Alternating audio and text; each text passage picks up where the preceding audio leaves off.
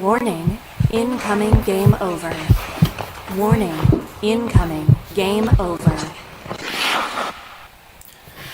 Good evening, Winnipeg Jets fans. We are back after about a 2-week hiatus for the Four Nations Cup break.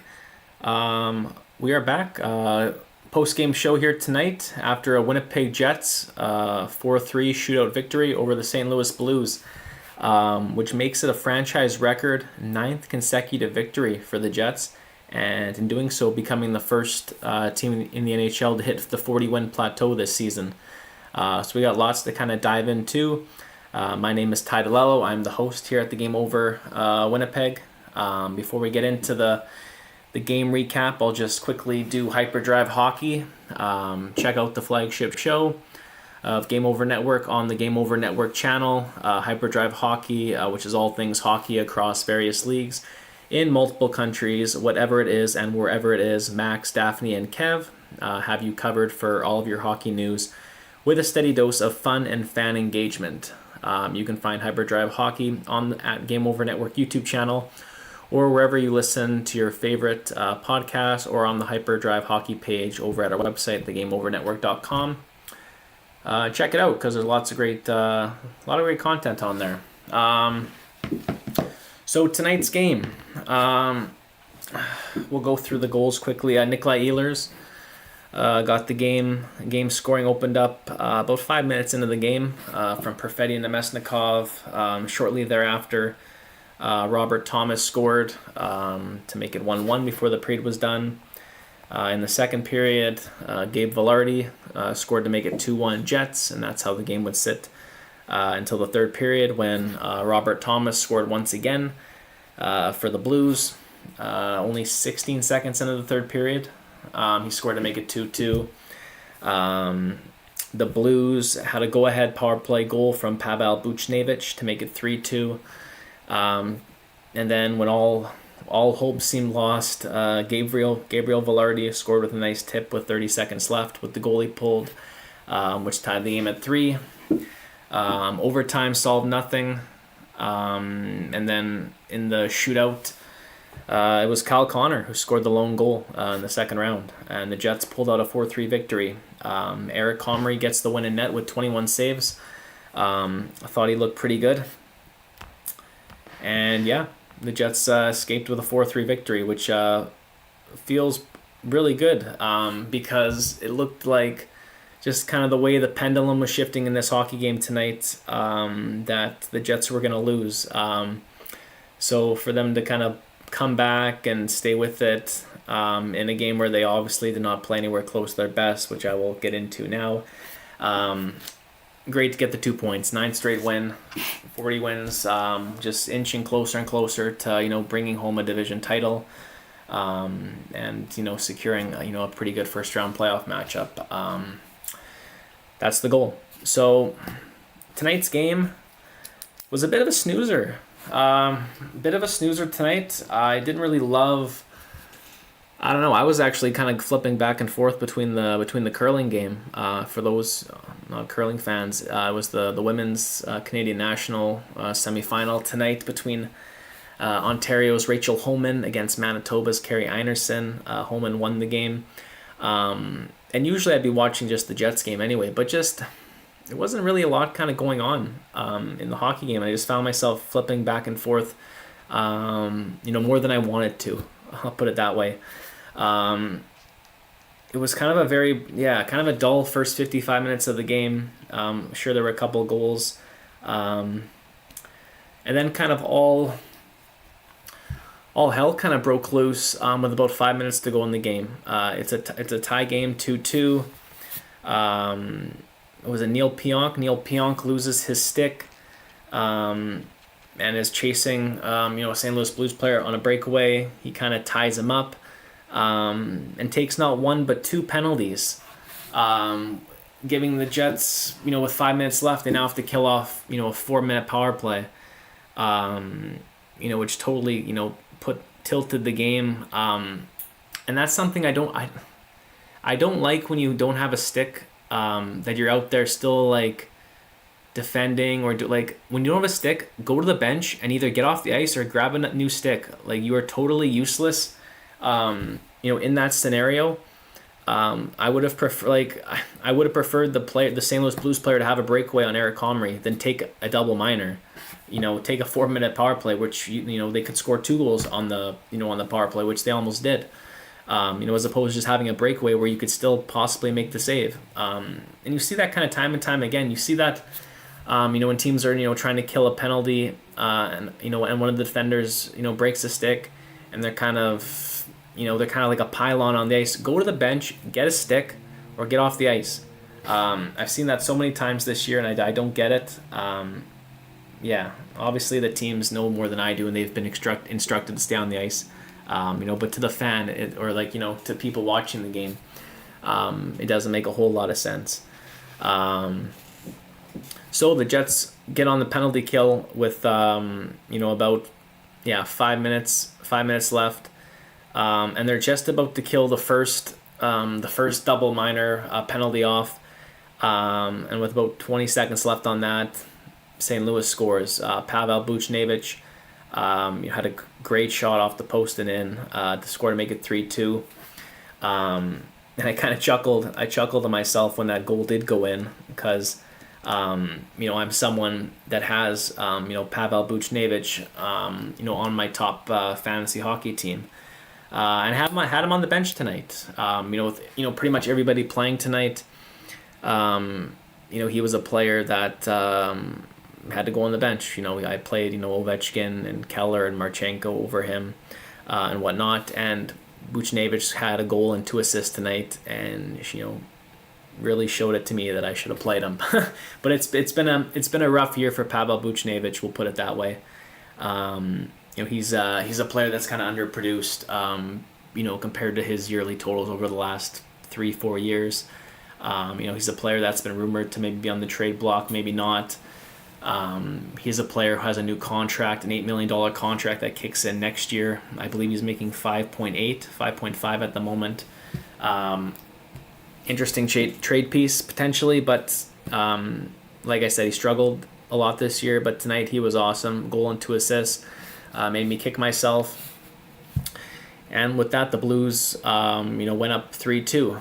And then the Jets still had to kill off another 2 minutes, of power play time. And, the Blues came close a couple of times, on that power play. But Eric Comrie was up to the task, shut the door, and it stayed 3-2 until the penalty was over. When finally Neil Pionk did come out of the box, I believe there was about 50 seconds remaining in the game, and it didn't seem like there was a whole lot of. The Jets were having trouble kind of gaining the blue zone after the power play ended. Eric Comrie kind of quickly got off the ice for the extra attacker, and the Jets broke into the blue zone, and really it's Gabriel Velarde again doing what he does best. Getting in front of the net, like amazing, like a wizard with his hands, getting those tips and deflections. So he takes a point shot. He's in the slot and gets a stick on it. Just gets a piece of it, just enough to redirect it, and it goes right in the net. With 20 seconds left. And again, I was chuckling to myself. That scored to tie the game at 3-3. I'm someone who has Gabriel Velarde on his fantasy team, my Italian brother. And I was singing the Macarena, his goal song after that one. That was 2 goals for him to make it 3-3. I was all smiles, and we were headed overtime. So the Jets collected a big point. That's for sure. Overtime provided lots of chances, kind of both ways. For both of the teams were kind of all over. I saw Eric Comrie had to make a couple of high grade saves. Joel Hofer on the Blues end stopped a couple of Kyle Connor one-timers, cross crease. So some great saves, some great play both ways, but no goals in the overtime. So went to the shootout.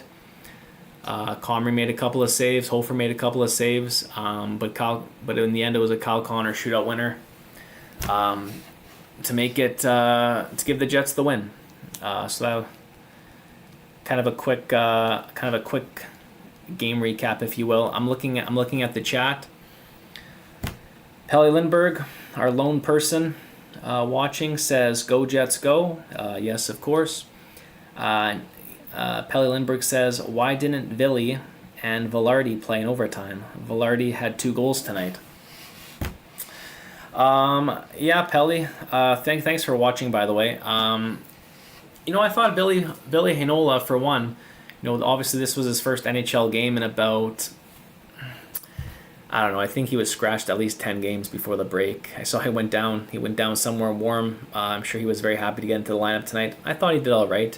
In a limited role, he played, was 10 minutes as usual. Logan Stanley was playing in the top 4 with Dylan DeMello, which always makes me smile and not in a good way. Yeah, I was kind of curious, kind of questioning some of the Jets' choices in the overtime. Not to play, Villy, an offensive defenseman. I saw Dylan Sandberg had some shifts in the overtime. Then I saw Cole Perfetti having some shifts in the overtime, which I did not like. If you're not playing Gabe Vilardi in the overtime, I know Vilardi's slow, but he's not as slow as Cole Perfetti. And Gabe Vilardi had 2 goals tonight and was on hat trick watch. So I would have liked to see him get a shift or two. In the overtime, period. I saw, Vladimir Nemesnikov over the boards in overtime. Niederreiter. So Pelly, I was questioning. I was kind of questioning that as well. And Billy, yeah, you could have made an argument that he could have gotten a shift in there too. But it's clear that the coaching staff, they don't like Billy, they like Logan Stanley. Brendan Labarre says, Ty, yeah, nice to see you, Brendan. I hope the break was good for you. You'll be warming this seat up pretty good over the next couple of weeks while I'm curling up the briar. So yeah, I'm sure you're going to do another good job in my absence. He says, Brendan says, why didn't they try Lowry at 2C? That's another good point. Obviously, before Lowry was injured, he was kind of playing that second line center role.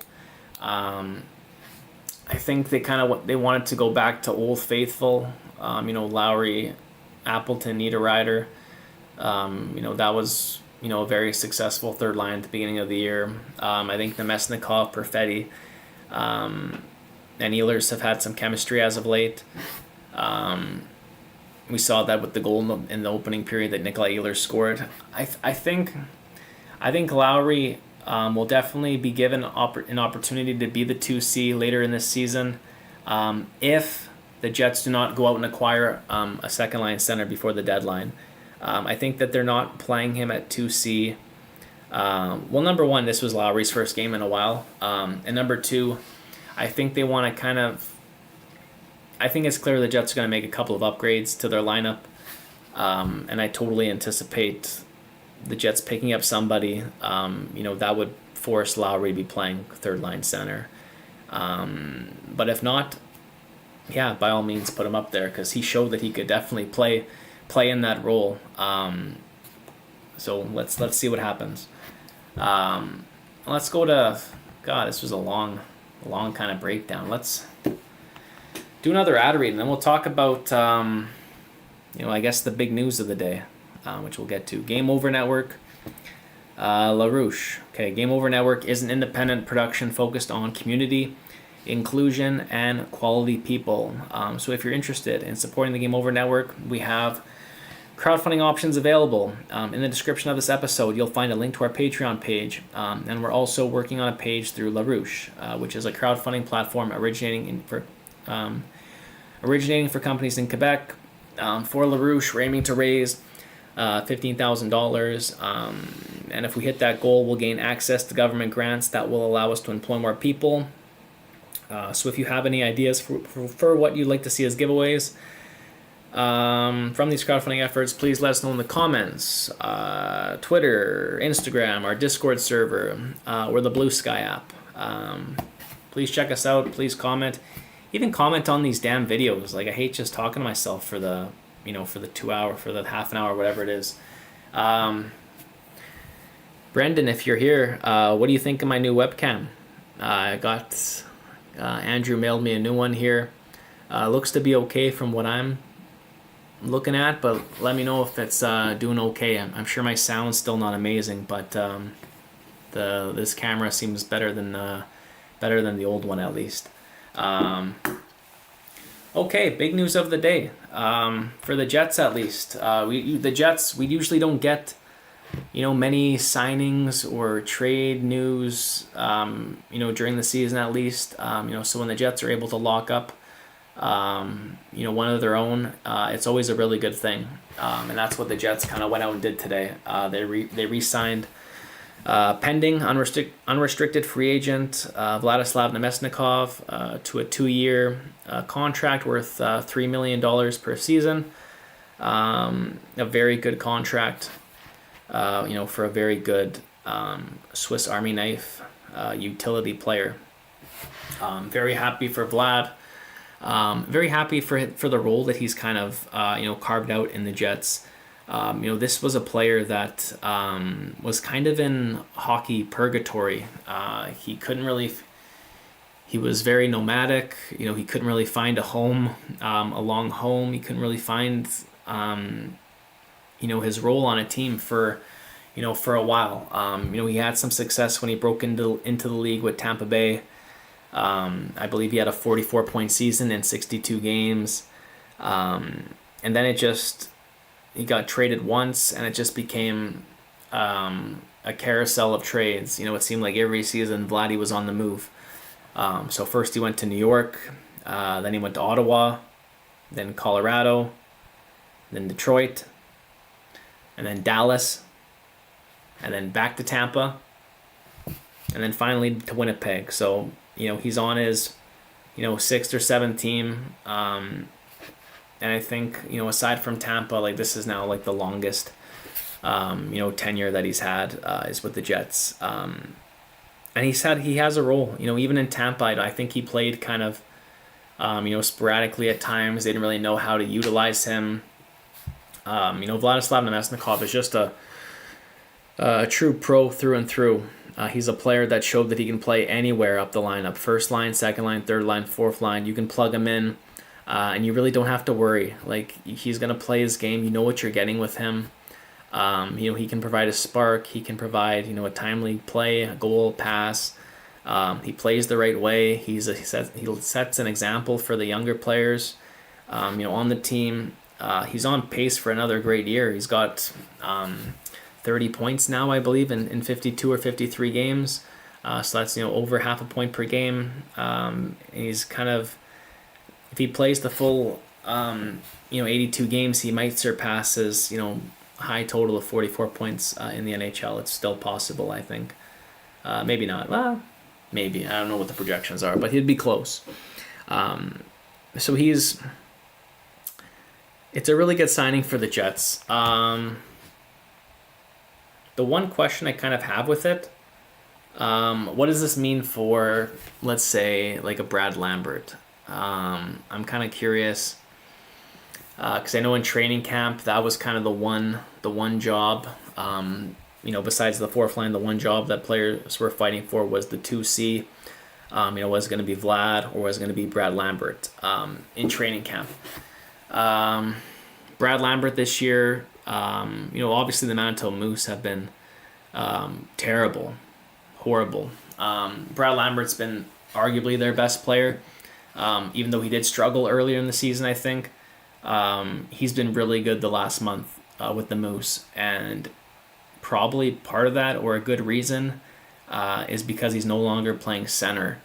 Brad Lambert's been almost exclusively playing on the wing, for the past month of Moose games, and even his game that he was up with the Jets. When he played on the right wing, got his first point of the year. Brad Lambert's playing on the wing, so I wonder if this Vladdy Nemesnikov signing, means that we're going to see Brad Lambert in the NHL on the wing as opposed to center. If the organization has kind of seemingly given up on Brad Lambert playing, 2C or center at all.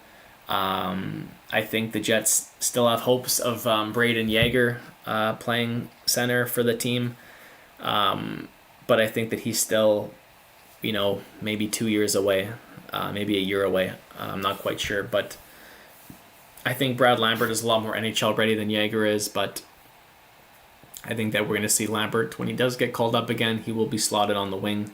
That's where he's been playing with the Moose, and it's been paying dividends. He's had a couple of multi-point games as of late. He only has 3 goals this year. He hasn't really been scoring any goals, but he's been a lot of primary assists as of late, setting up, the Axel Jonsson Fjallbys and whatnot of the Moose, which has been good to see. So regardless, it's a great contract for Nemesnikov. It's great for the Jets. It's great for Jets fans. All this talk of, players don't want to play in Winnipeg. Once they actually get here, they love it. They don't want to leave. This is another example of that. Coming to Winnipeg has totally revitalized, and I would say kind of saved Vladimir Nemesnikov's career. And look at him. He's playing second-line center for the best team in the NHL this season. So good for him, and a good contract that's going to make him another $6 million US. And he's a guy that's going to be living comfortably for the rest of his life after hockey. So good for Vladdy. Always good to see players get paid. And I think that he's going to be an integral part of this team come playoff time. As the Jets pursue a Stanley Cup or a deep playoff run at the very least. Boom. Another quick ad read while I have you.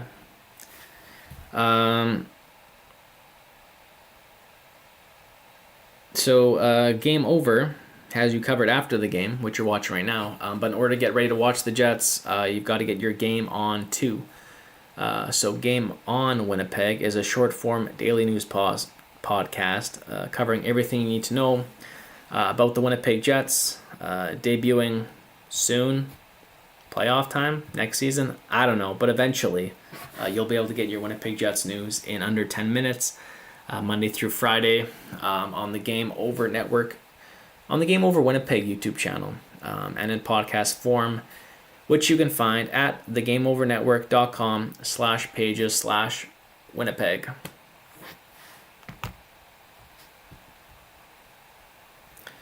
If you're out there, please feel free to comment, ask any questions, talk, compliment my new webcam, whatever you want to do. I'm sure we all caught the Four Nations Cup. Obviously, a very exciting tournament. The Canada USA, with all the political stuff going on. From a Jets perspective, I guess we'll talk about, the Four Nations Cup from the Jets players, the Jets perspective. I think Team Canada kicking themselves a little bit that Mark Scheifele wasn't on the team. I believe Scheifele was second in the NHL in goals at the time of the tournament. If the teams were named, like a month or two after when they were early in the season, I think obviously he would have been on the team. So I think Scheifele, playing with something to prove a little bit. He's definitely going to be in the mix for that Four Nations Cup. Hopefully this serves as extra motivation for that and just playing even better with the Jets. So I guess first and foremost, I'm very happy to report, all Jets fans are very happy that none of our players got injured while they were there. Yes, Morrissey was sick and missed the final game, but, obviously that's not an injury. So that was great. Thought Morrissey had a really good tournament from the round robin games that he played.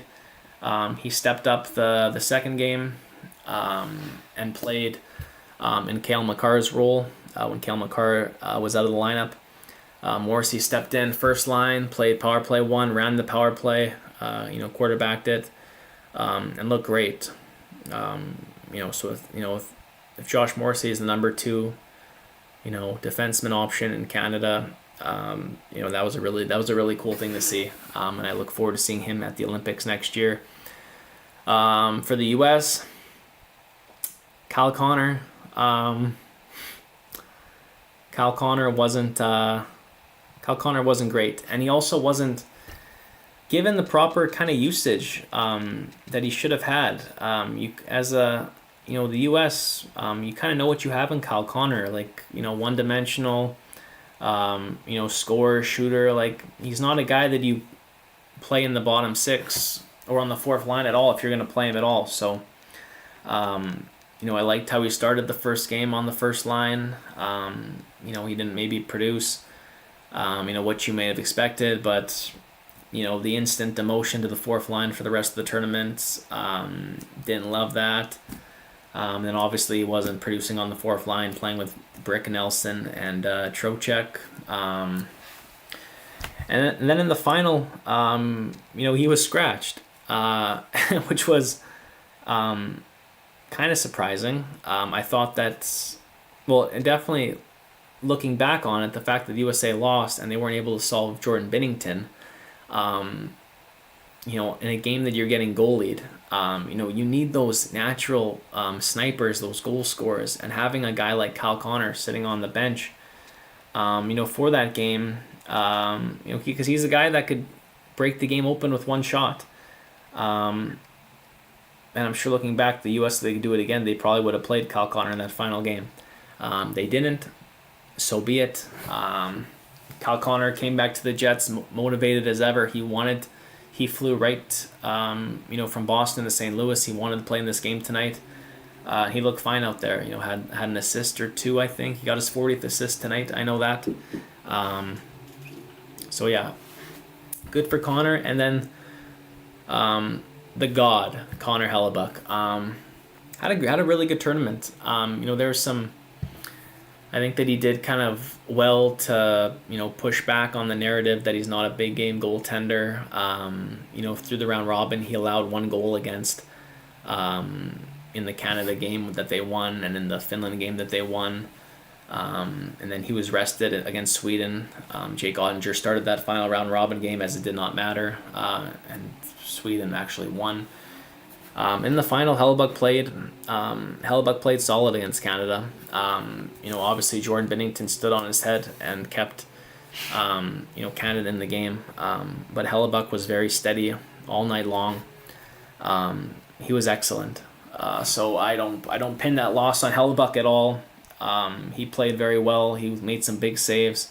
That final goal that Connor McDavid scored to win in overtime, I don't think many or any goaltenders are stopping that. That was a perfect shot from right in the slot. One of those no chancers.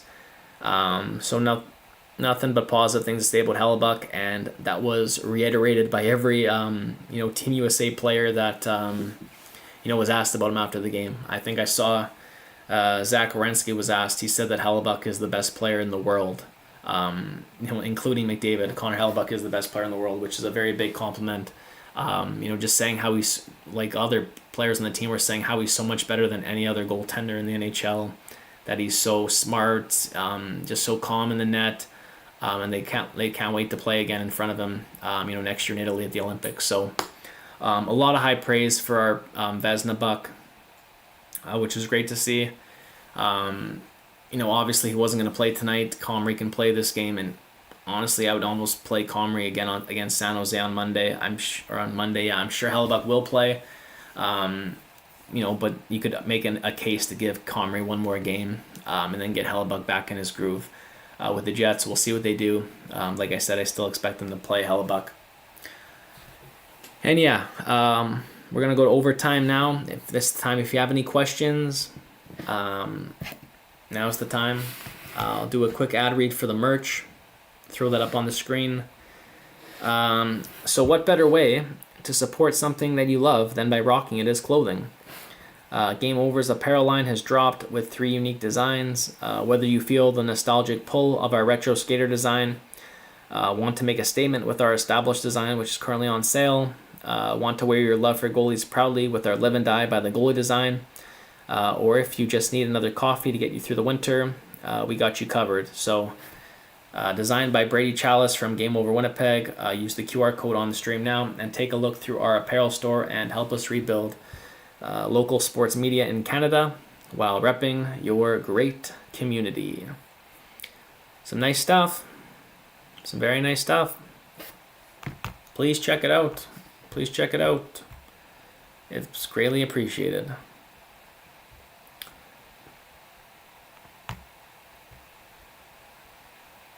Last chance for any comments or anything before we shut things down. I will say that I'm out after this one. The Jets are back in action on Monday night They have a 6:30 home game against the San Jose Sharks. I believe that's the Amazon Prime game for Monday night. So if you have Amazon Prime, you'll have to watch it on there.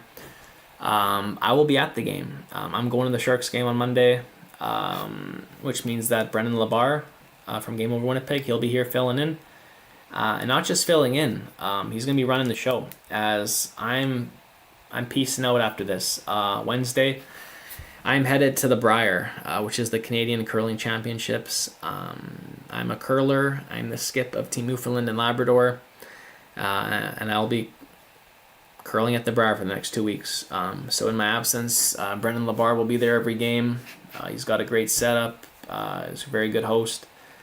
You'll be in great hands. I'm sure a lot of you prefer him to me, so I'm sure it's gonna go great. So he'll be here starting on Monday night against the Sharks, Wednesday against the Senators, so on. Anywho, with that, I guess we'll wrap things up. Thanks for watching tonight. It's always appreciated. That's 9 wins in a row for the Jets. That's a franchise record. We know how strong their start was at the start of the year, but they never won 9 games in that stretch. They were 15-1, but it wasn't 9 in a row. So this feels good. Feels good to be the first team to hit 40 wins. We're making a very good run for the division, conference, and President's Trophy this season. So every 2 points here goes in the bank. It's great. So thanks for watching. We'll see you guys.